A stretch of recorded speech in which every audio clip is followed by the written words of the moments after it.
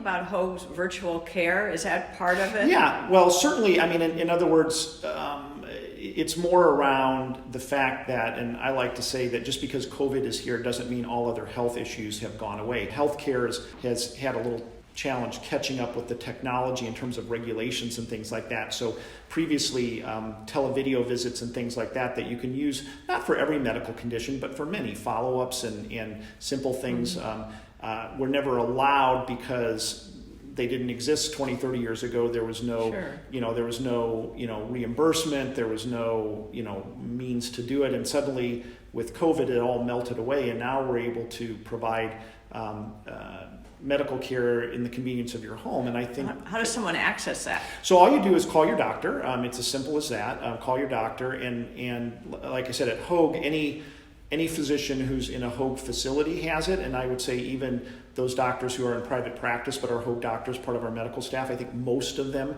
have it. So call your doctor. Most of them now have, because all the barriers went away, right? And so most of them now have the ability to have an appointment. In fact, I do a lot of work at Hoag Medical Group as part of my role, and we're actively calling patients who canceled their appointments, right? People who canceled their appointments because of COVID, we're calling them up and saying, hey, would you like to reschedule that with a televideo visit so that your doctor can, take care of you? Now, certain things you still have to come in and see the doctor, and you should, right? You shouldn't sit home and have your heart attack, having chest pain at home, or go into the emergency room because you're afraid, you're not going to the emergency room because you're afraid of COVID.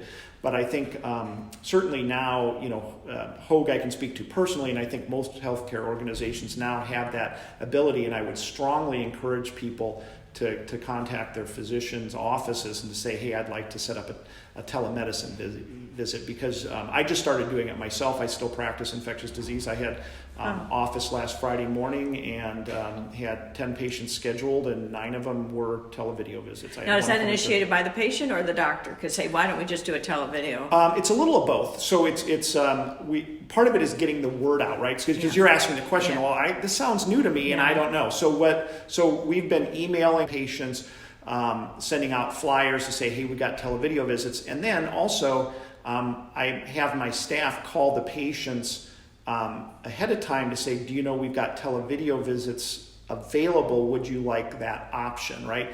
Because what will happen, what our experience has been with COVID so far, is that people will just not show up, right? They'll say, they'll have their appointment, and then they'll either cancel it last minute, because they'll think like, well, I want to see the doctor, but I don't know what's going to happen. And it's like, oh, it's still COVID, I'm not going, And so to be proactive, we've been reaching out and just saying, hey, we've got this available. We don't necessarily encourage it. If you want to come in, or you have, some lesion that you want me to look at or something, please come in. We can do it in a very safe manner with masks, everyone's masked and those sort of things, take everyone's temperatures and such. But, but at least we're being a little bit proactive to say, hey, we've got this available to you. We'd rather have this converted to a telemedicine, televideo visit than have you, cancel or no-show and not get the care you need, right? So well, that's very good to know. Yeah.